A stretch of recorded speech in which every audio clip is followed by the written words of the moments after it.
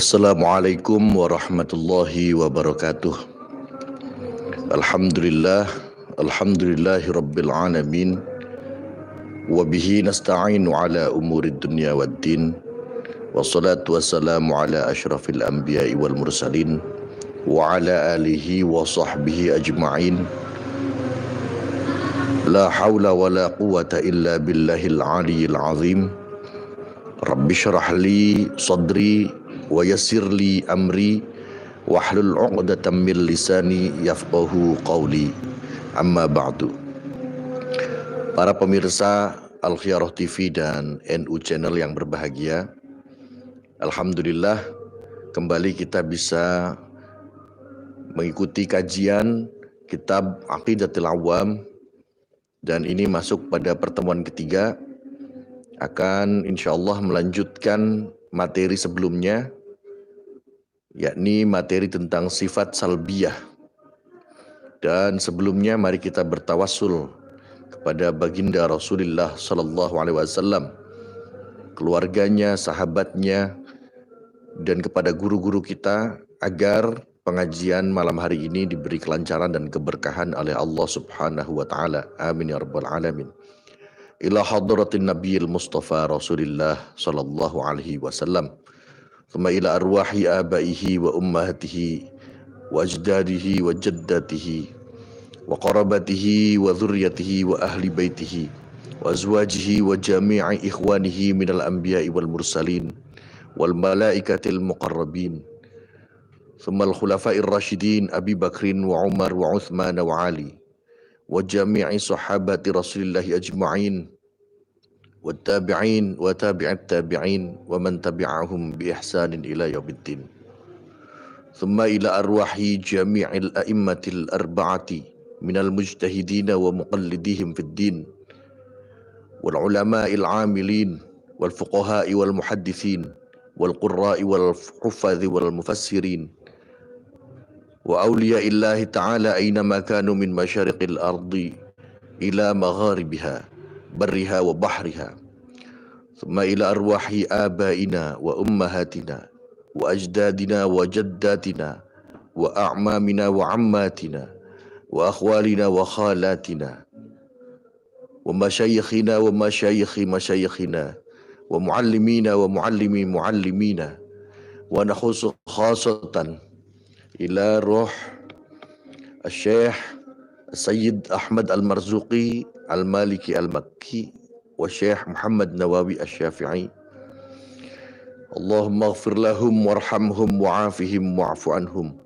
Allahumma la tahrimna ujurahum wa la taftinna ba'dahum waghfir lana wa lahum.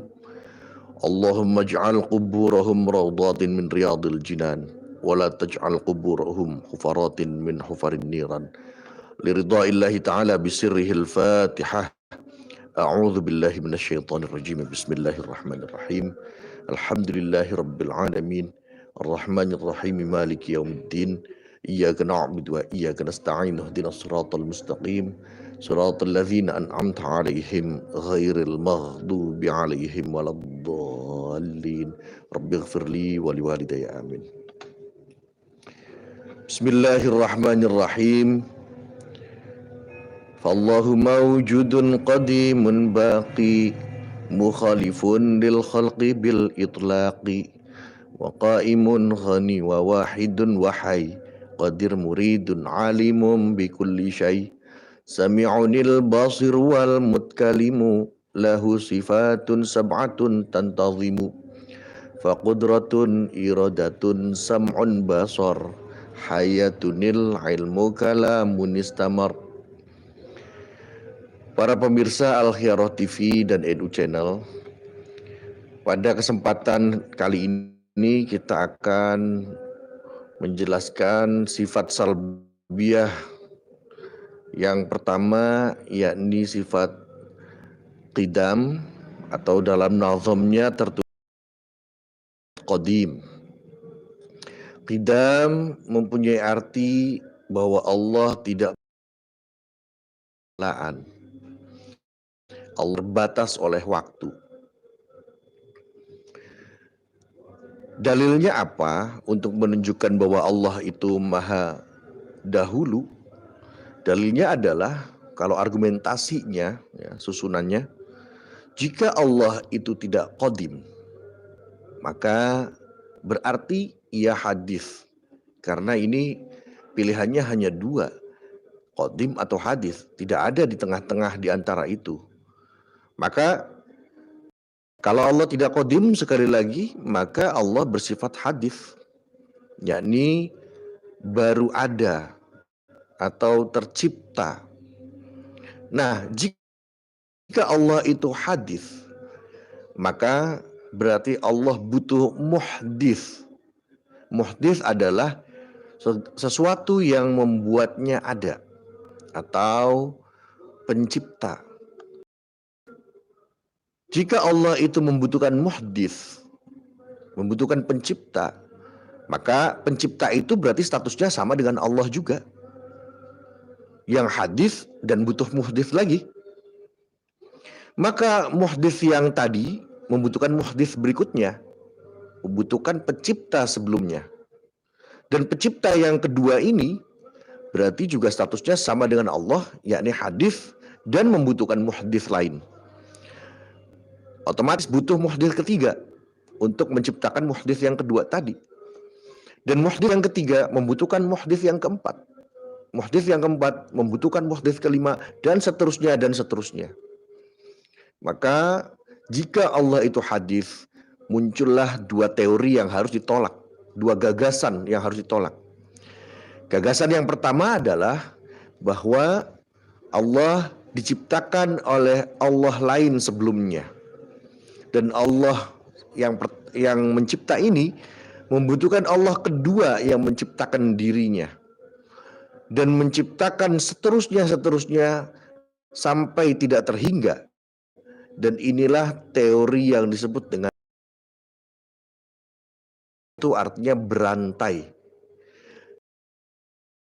Pada akhirnya, dan otomatis kita tidak menemukan titik, ya, untuk berhenti di mana Allah itu sudah tidak tercipta lagi. Maka tidak mungkin. Teori tasalsul ini harus ditolak.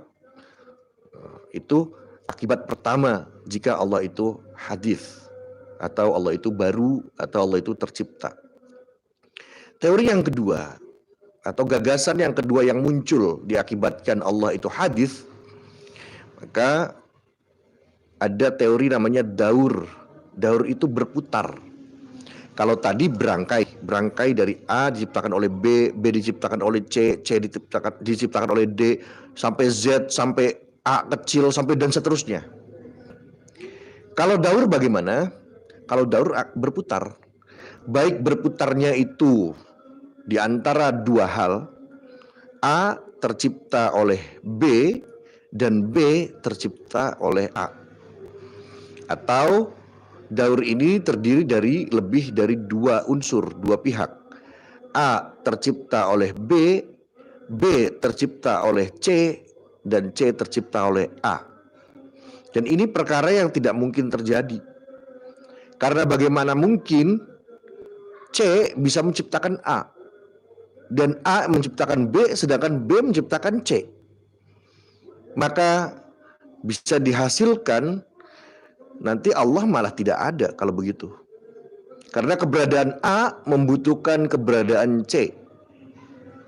Dan keberadaan C menunggu keberadaan B terlebih dahulu. Dan keberadaan B menunggu keberadaan A.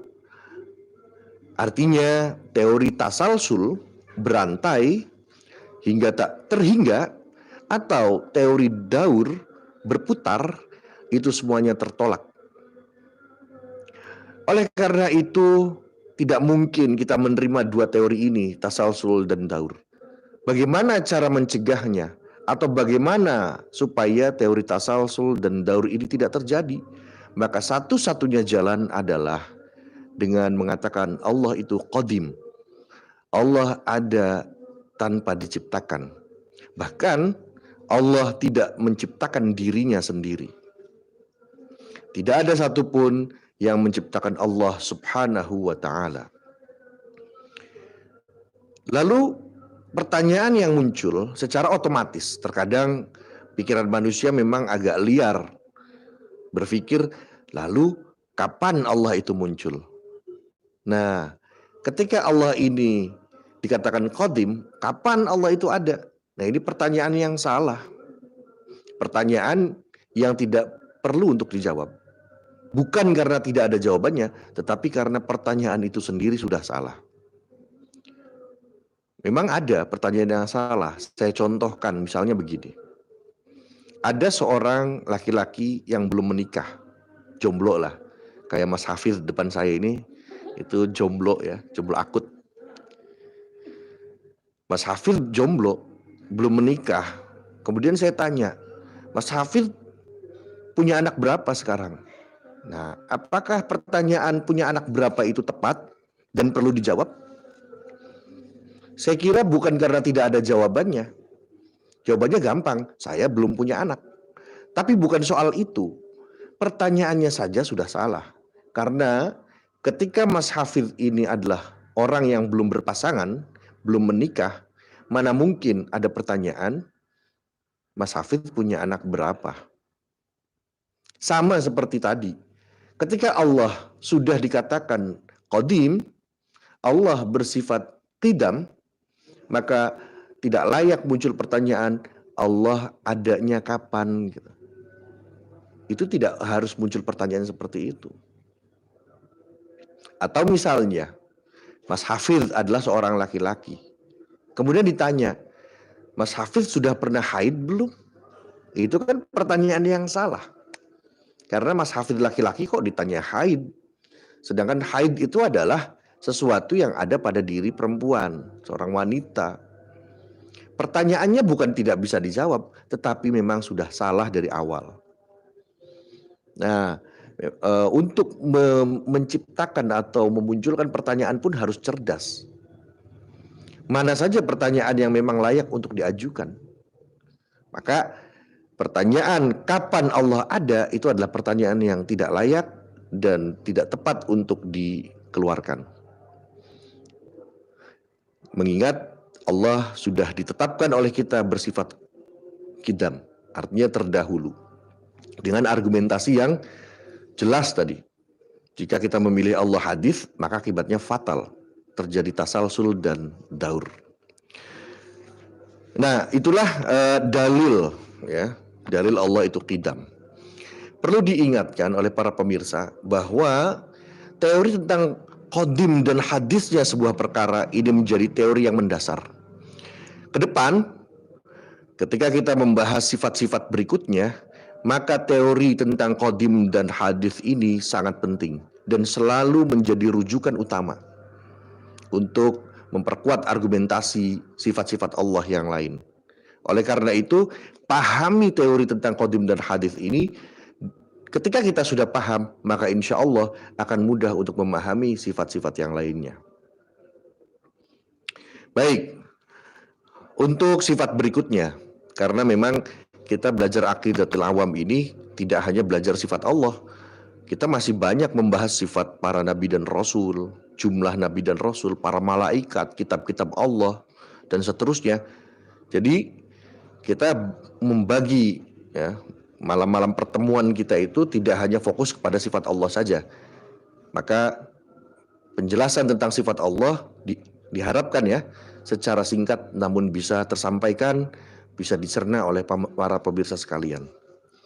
Selanjutnya adalah sifat baqa. Di sini tertulis baqi ya kalau dalam nazamnya. Fallahu mawjudun qadimun baqi. Saya akan membahas terlebih dahulu, ada yang menarik soalnya ya, dengan kata-kata baqi.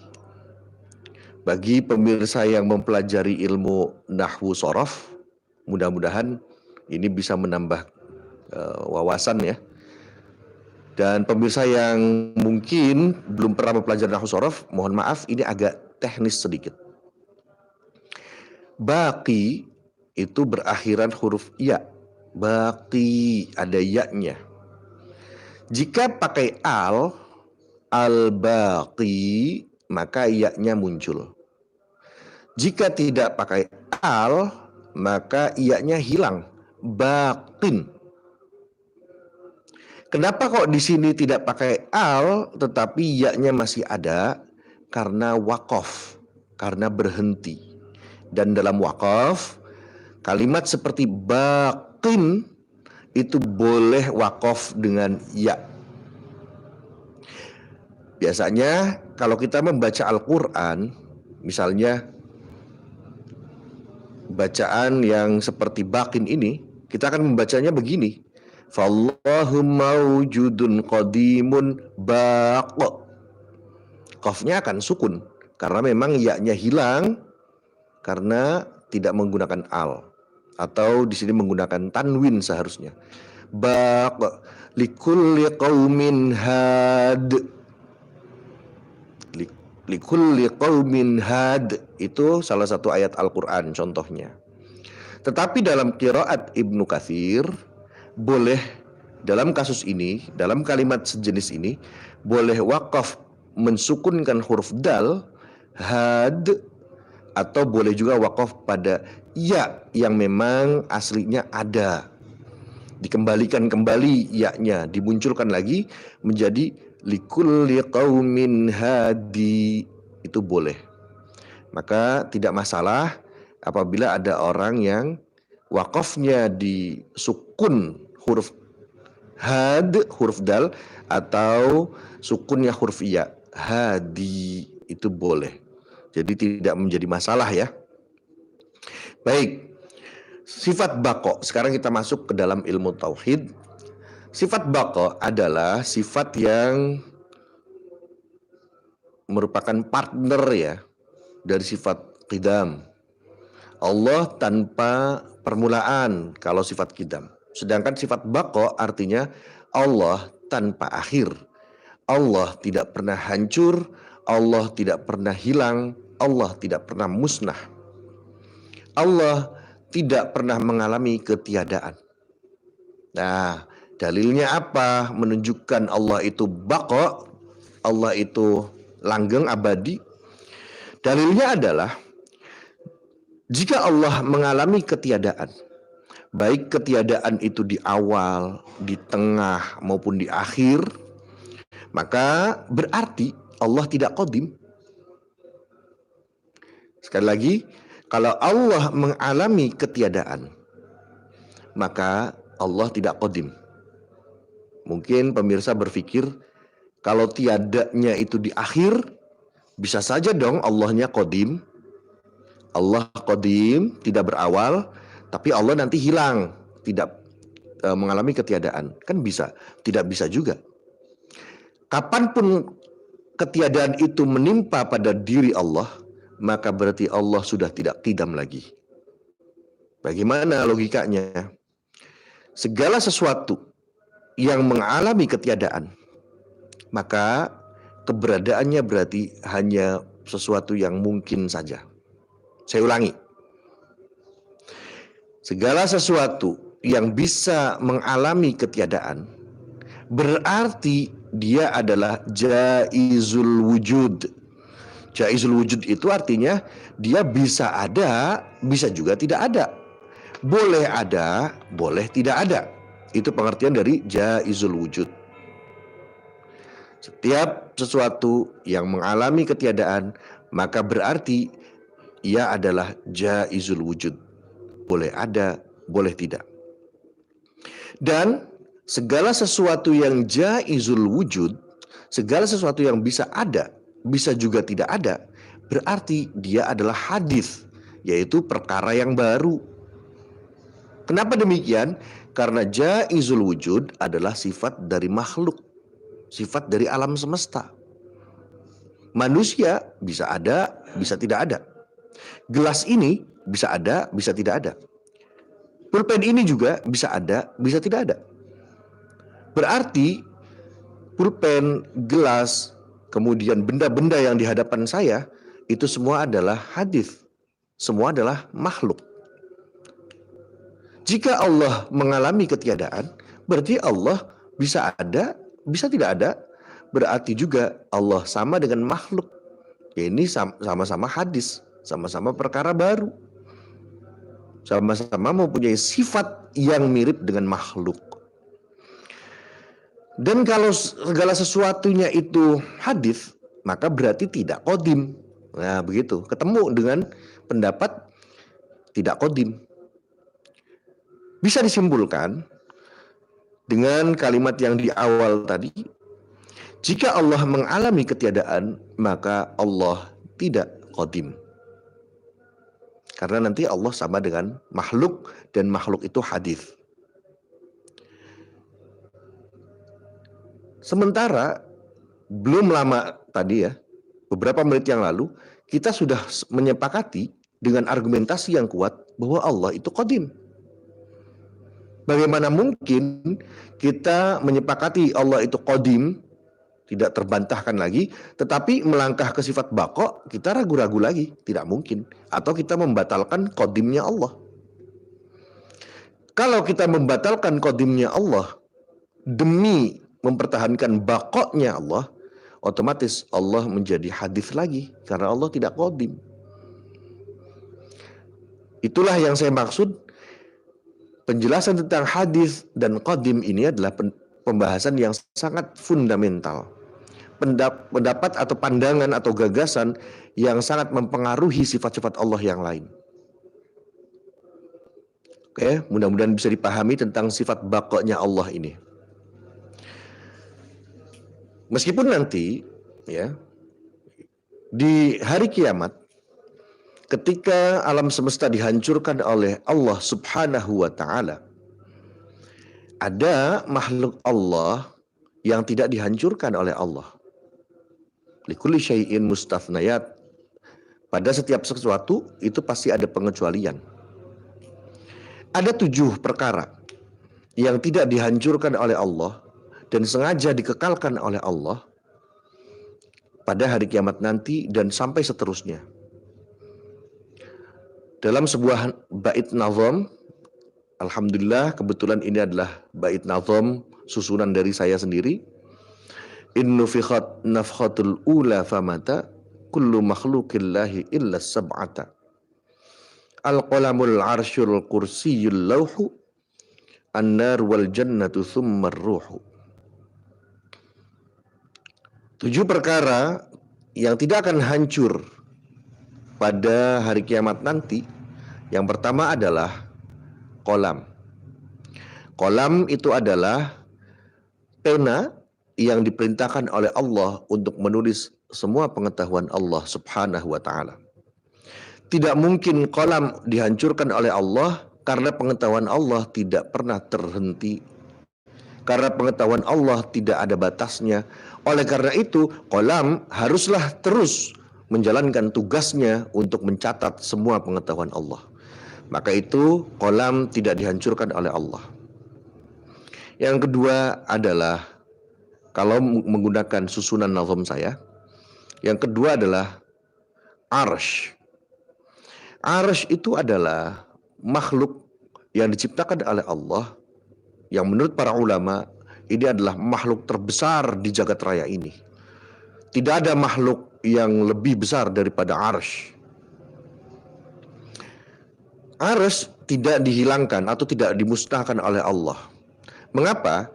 Karena arsy adalah simbol secara pengetahuan manusia ya. Ini pendekatan manusia saja. Arsy itu bisa diartikan dengan kekuasaan Allah. Kalau mau ditakwilkan ke situ. Arsy adalah kekuasaan atau wilayah kekuasaan Allah. Ketika hari kiamat tidak mungkin arsy dihancurkan. Kenapa? Karena kekuasaan Allah tidak pernah berhenti. Allah tetaplah berkuasa. Limanil mulkul yaum, milik siapa kekuasaan pada hari ini? Lillahil wahidil qahhar. Milik Allah yang esa dan perkasa. Oleh karena itu arsy tidak dihancurkan. Berikutnya adalah kursi. Kursi Allah itu juga tidak dihancurkan. Karena kursi Allah adalah simbol dari kekuasaan Allah lagi.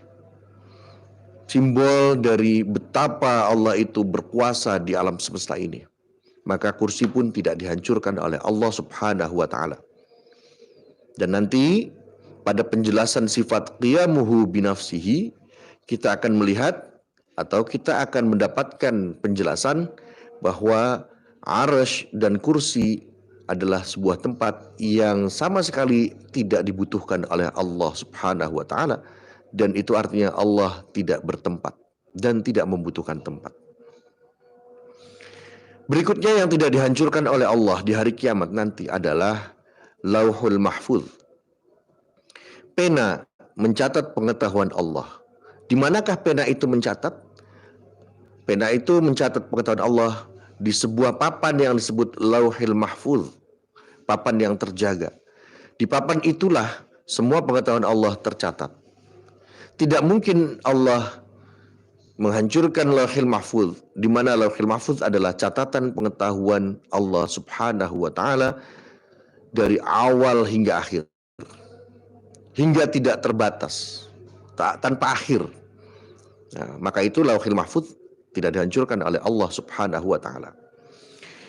Berikutnya adalah surga dan neraka. Kenapa surga dan neraka tidak dihancurkan oleh Allah? Karena surga merupakan janji dari Allah, sedangkan neraka adalah ancaman Allah Subhanahu wa taala. Al-wa'd wal wa'id, janji dan ancaman Allah. Tidak mungkin Allah mengingkari janjinya. Innallaha la yukhliful mi'ad. Allah tidak mengingkari janjinya. Oleh karena itu, surga dan neraka sebagai janji dan ancaman bagi makhluk Allah itu tidak dihancurkan. Al-jannah wan nar wa ma fiha wa ma fihima. Semuanya tidak dihancurkan. Dan yang terakhir adalah ruh. Jasad memang hancur di hari kiamat, tetapi ruh tidak dihancurkan oleh Allah Subhanahu wa taala. Dan ruh itulah nanti yang akan dikembalikan kepada jasad. Meskipun jasadnya sudah hancur, Allah mampu mengembalikannya utuh kembali semula seperti sedia kala. Dan ruh dan jasad itulah yang nanti akan menghadap Allah dalam hari penghitungan nanti. 7 perkara ini tidak baqo, tidak kekal dengan sendirinya. Mereka semua dikekalkan oleh Allah Subhanahu wa taala. Maka kekalnya 7 perkara ini adalah kekal yang majazi, ya, bukan kekal yang hakiki, atau disebut juga al-baqa bi ghairi, ya, kekal karena ada zat lain yang mengkekalkan. Sedangkan Allah al-baqa bi nafsi, Allah kekal dengan sendirinya. Baik, itu penjelasan sedikit tentang sifat baqa. Lalu kita melangkah kepada sifat mukhalafatuhu lil hawadith. Allah berbeda dengan makhluknya. Mumatsalah itu sebetulnya punya arti yang sama dengan al-musawah, yaitu persamaan, kemiripan. Tetapi al-mumatsalah pada awalnya punya arti kemiripan di setiap sisi. Namun penggunaan istilah al-mumatsalah, ya, persamaan, ya, di setiap sisi itu kalau dalam ilmu tauhid berubah menjadi persamaan meskipun dalam satu sisi. Kalau begitu apa arti mukhalafatuhu lil hawadith? Maka bisa diartikan bahwa Allah berbeda dengan makhluknya di segala sisi. Sebaliknya, sifat mustahilnya adalah Allah tidak sama dengan makhluknya meskipun di satu sisi saja. Dalilnya jelas. Laisa kamitslihi syai'un wa huwas samiul basir. Tidak ada satupun yang menyerupai Allah. Dan Allah Maha melihat, Maha mendengar, lagi Maha melihat. Apakah Allah itu sama dengan makhluknya, yaitu sama-sama berjisim, mempunyai anggota badan? Jelas tidak. Dan barang siapa yang meyakini bahwa Allah mempunyai jisim, maka dia, dan jisimnya itu sama dengan makhluk, maka otomatis orang itu mendapatkan label kekufuran. Ya, tidak mungkin Allah mempunyai sifat atau mempunyai sesuatu yang sama dengan makhluknya. Tetapi Ini saya mendapatkan takbir ya.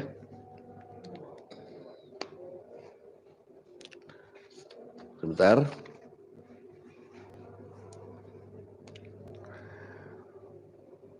Faman i'taqada annahu ta'ala jismun kal ajsami fahuwa kafirun ittifaqan.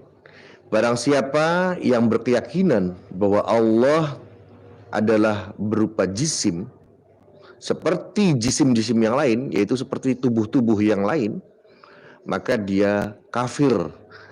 Sepakat para ulama mengatakan demikian.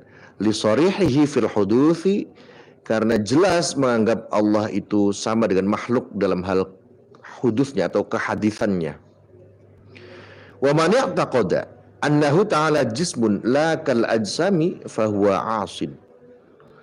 Tetapi barang siapa yang meyakini Allah itu berjisim, tetapi jisimnya berbeda dengan jisimnya makhluk, maka dia tidak sampai kafir, tetapi hanya bermaksiat saja, berdosa. Berbeda dengan pendapat Ibnu Arafah yang mengatakan innahu kafirun. Dia langsung kafir juga, sama. Pokoknya Allah berjisim mengakibatkan kekafiran. Baik jisimnya itu sama atau tidak dengan makhluk. Itu menurut Imam Ibnu Arafah. Tetapi kalau pendapat Syekh Izzuddin bin Abdussalam, innahu laisa bikafirin, yang mengatakan Allah berjisim tetapi jisimnya berbeda dengan jisimnya makhluk, tidaklah menjadi kafir, hanya berdosa saja. Allah berbeda dengan makhluk dari segala sisi juga bisa diartikan Allah tidak terikat dengan arah. Allah tidak kanan, tidak kiri, tidak di kanan, di kiri, di tengah, di belakang, di depan, di atas, di bawah. Allah lepas dari segala arah. Allah juga tidak mempunyai ukuran besar maupun ukuran kecil, sedang, berat, ringan, juga tidak. Allah tidak mempunyai ukuran panjang, pendek, juga tidak. Allah tidak diam, tidak juga disifati dengan bergerak. Lalu Allah seperti apa? Allah berbeda dengan makhluknya. Cukup sampai situ saja. Tidak perlu dipanjang-panjangkan. Karena kita hanya, sekali lagi, pengajian Aqidatul Awam tujuannya adalah mengenal Allah Subhanahu wa Ta'ala, tidak untuk membayangkannya. Karena kalau untuk membayangkannya akan sulit sekali.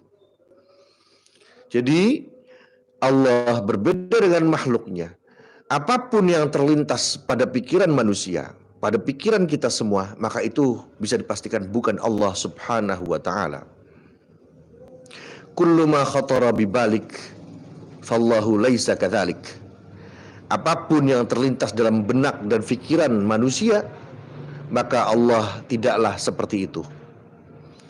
Jika kita membayangkan Allah berupa lingkaran, lingkaran itu adalah makhluk yang diciptakan oleh Allah. Bayangan-bayangan kita di kepala ini semuanya adalah makhluk ciptaan Allah. Tidak mungkin Allah sama dengan bayangan yang ada di kepala kita. Berarti menyamakan Allah dengan makhluk. Karena bayangan itu pun adalah makhluk. Jika Allah sama dengan makhluk, berarti Allah hadits. Dan jika Allah itu hadits, maka kembali akan tercipta teori daur dan tasalsul yang sangat membingungkan dan tertolak. Baik, bisa dipahami bahwa Allah tidak sama dengan makhluknya dari segala sisi, sekecil apapun. Mengapa demikian? Karena jika Allah itu sama dengan sesuatu, maka apapun yang terjadi pada sesuatu itu pasti juga akan terjadi pada diri Allah. Saya contohkan. Antara tangan saya yang kanan dengan tangan saya yang kiri ada kemiripan, ada kesamaan. Misalnya sama-sama berdaging, bertulang, dibungkus oleh kulit. Cukup di situ saja persamaannya. Tangan kanan saya bisa terluka.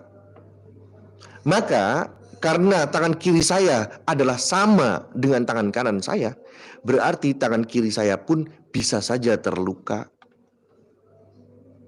Tangan kanan saya bisa mengalami pegal-pegal.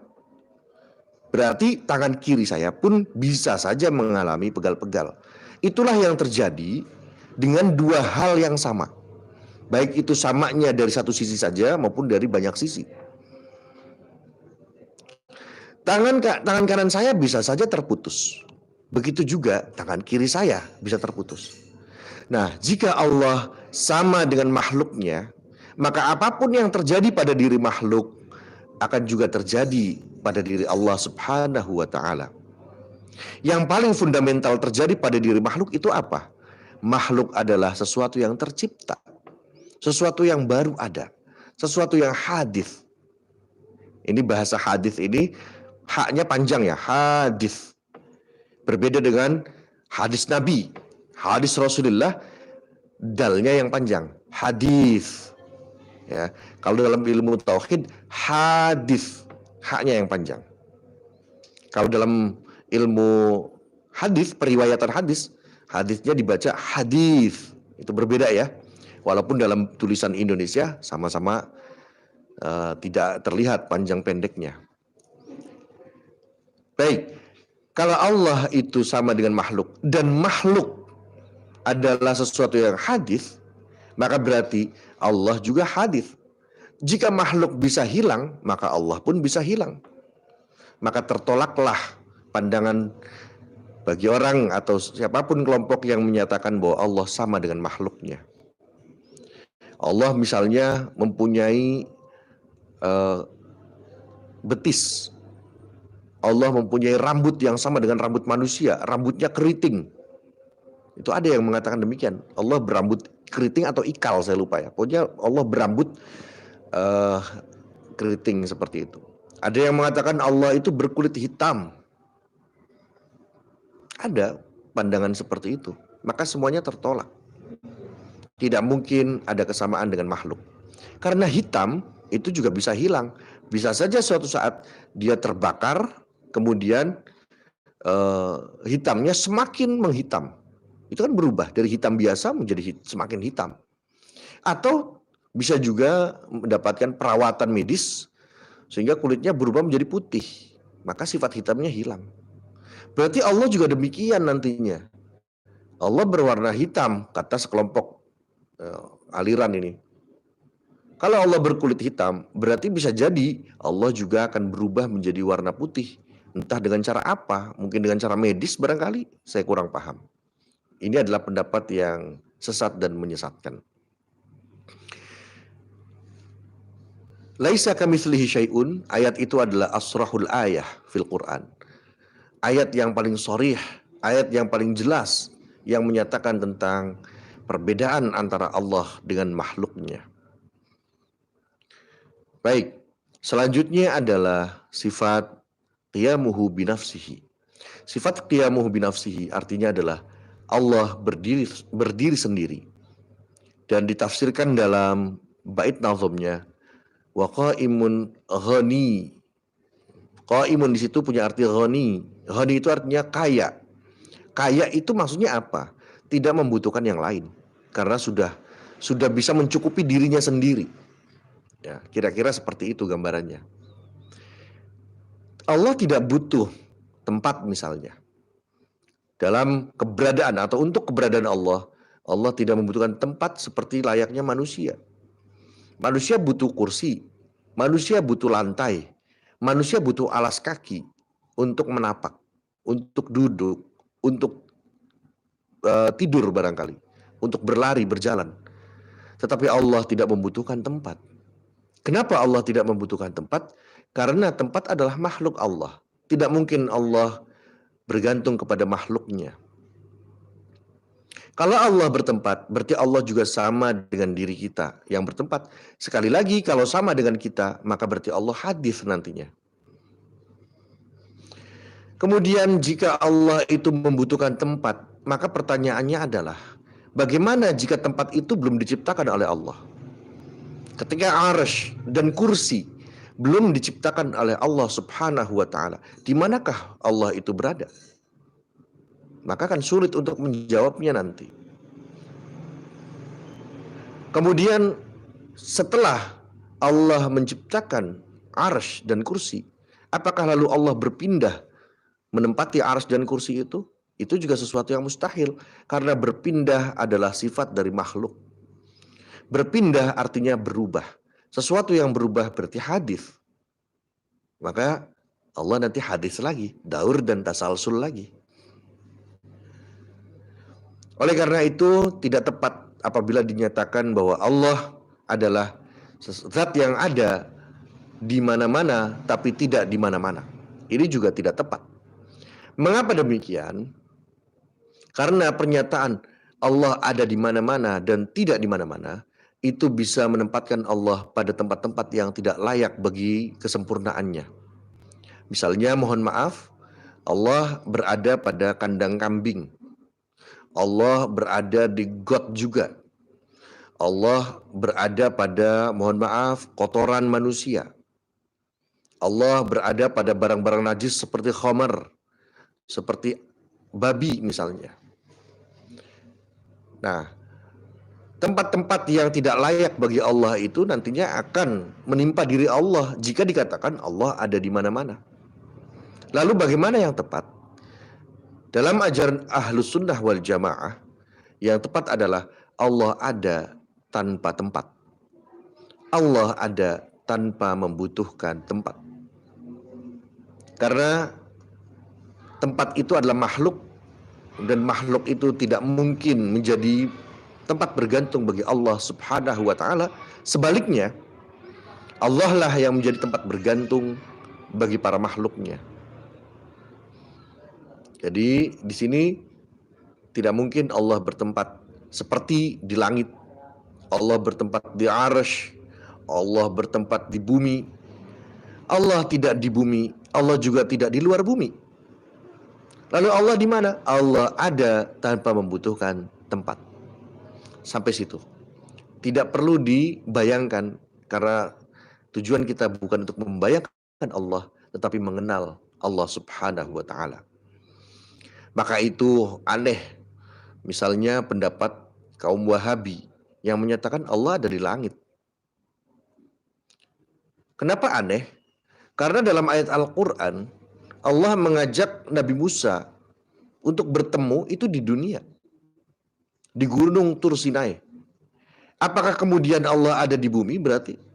Kalau begitu Allah berpindah dong. Ada juga Ar-Rahmanu 'alal 'arsy istawa. Allah beristiwa di arsy, Allah bertempat di arsy menurut orang Wahabi. Ini harus diperjelas, Allah sebetulnya di langit, di arsy, atau di bumi. Ini nggak jelas. Kalau Allah itu misalnya berpindah-pindah, maka itu berarti Allah mempunyai sifat yang sama dengan sifat makhluknya. Ya, ini berubah-ubah, berpindah-pindah, dan itu mustahil bagi Allah Subhanahu wa taala. Baik, berikutnya adalah sifat wahdaniyah. Wahdaniyah ini punya arti tunggal. Tunggal yang dimaksud tidak sama dengan satu dalam bilangan matematika. Karena satunya Allah, tunggalnya Allah, tidak sama dengan satu matematika yang bisa bertambah dan bisa juga berkurang. Ini pendapat Imam Hanafi menyatakan demikian. Allah satu, tapi satunya tidak sama dengan satu matematika. Karena satu dalam matematika bisa bertambah dan juga bisa berkurang. Allah tidak demikian. Nah, satunya Allah ini ada dalam berbagai sisi. Yang pertama adalah Allah satu dalam zatnya. Yang kedua, Allah satu dalam sifatnya. Yang ketiga adalah Allah satu dalam perbuatannya. Allah satu dalam zatnya sekarang. Allah itu esa, tunggal, baik dalam zatnya secara internal maupun secara eksternal.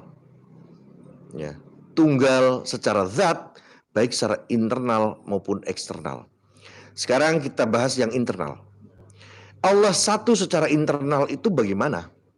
Bahwa Allah tidak tersusun dari bagian-bagian. Berbeda dengan kita, ada bagian kepala, ada bagian tangan, ada bagian kaki. Itu berarti tubuh kita atau diri kita tersusun, terbagi-bagi menjadi beberapa bagian. Dan Allah tidak terbagi-bagi. Itulah yang dimaksud dengan Allah itu tunggal secara zat, secara internal. Zat Allah tunggal secara internal.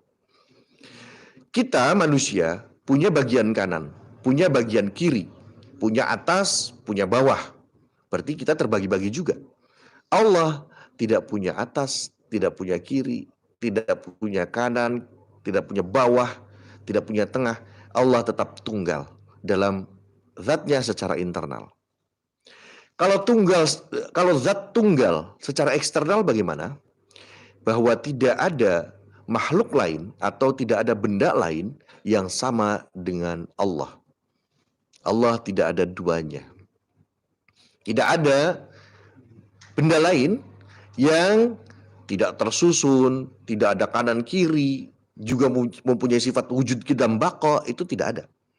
Zat Allah adalah satu-satunya, baik secara internal maupun secara eksternal. Berikutnya adalah sifat Allah. Sifat Allah juga tunggal, baik secara internal maupun secara eksternal. Secara internal bagaimana? Tunggalnya sifat Allah secara internal itu bahwa sifat-sifat Allah tidak memiliki duplikat. Misalnya, Allah mempunyai sifat kudrat. Kudrat Allah ada berapa? Ada satu. Allah tidak memiliki dua sifat kudrat. Allah tidak memiliki dua sifat iradah. Allah tidak memiliki dua sifat ilmu. Kudrat, iradah, ilmu, dan seterusnya hanya satu pada diri Allah.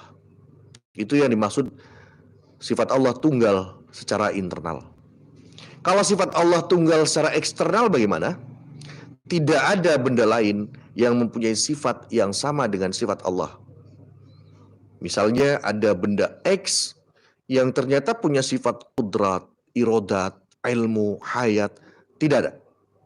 Itulah yang dimaksud Allah tunggal, satu-satunya sifat Allah baik secara internal maupun secara eksternal. Sedangkan kalau perbuatan Allah tunggal hanya dalam internal saja, tetapi eksternalnya tidak. Maksudnya bagaimana? Maksudnya adalah ketika Allah menghidupkan dan mematikan, atau Allah memberi kasih sayang kepada sesama manusia, maka memang kasih sayang Allah itu cuma satu, rahmat Allah itu satu. Tetapi satu ini bisa merambah kemana-mana. Kalaupun ada hadis yang mengatakan rahmat Allah ada 100, 99-nya 99 itu disimpan untuk di akhirat, satunya itu sudah diturunkan ke dunia, itu adalah gambaran saja bahwa rahmat Allah masih sangat luas. Walaupun sebagian kecil saja dari rahmat Allah, kita mendapatkan segala kenikmatan di dunia ini.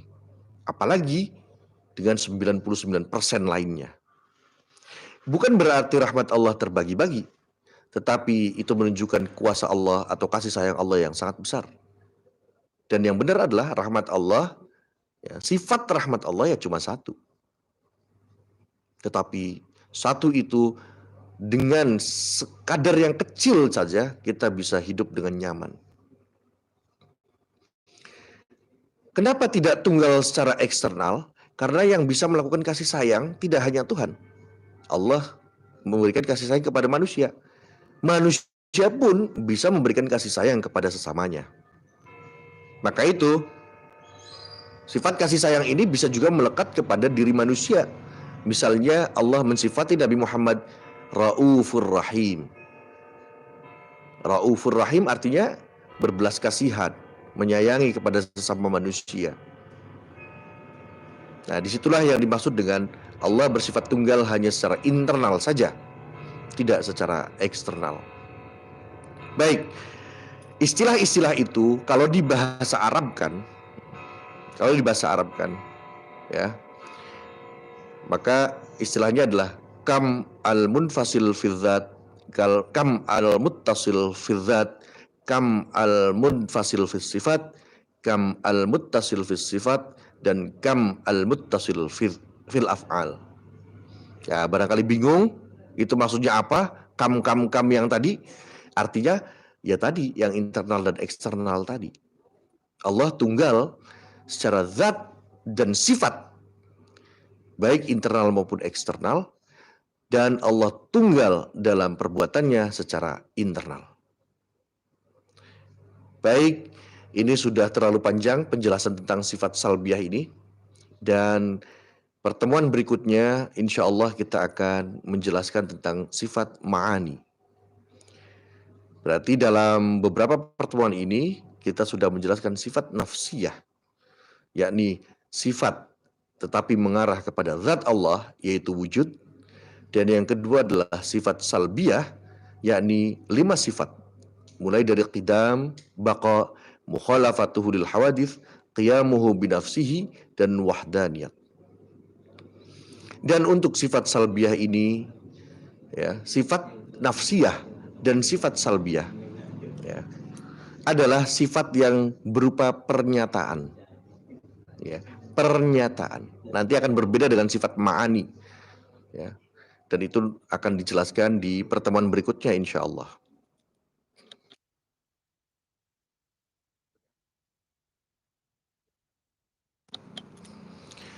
Oke, mudah-mudahan penjelasan pada malam hari ini tentang sifat salbiyah bisa kita cerna dengan baik, bisa menambah wawasan kita, dan juga bisa lebih mengenal siapakah zat Allah itu, bagaimanakah sifat-sifat Allah itu. Demikian yang bisa saya sampaikan, kurang lebihnya saya mohon maaf. Wal-afu minkum, wallahul muwaffiq ila aqwamit thariq. Wassalamualaikum warahmatullahi wabarakatuh.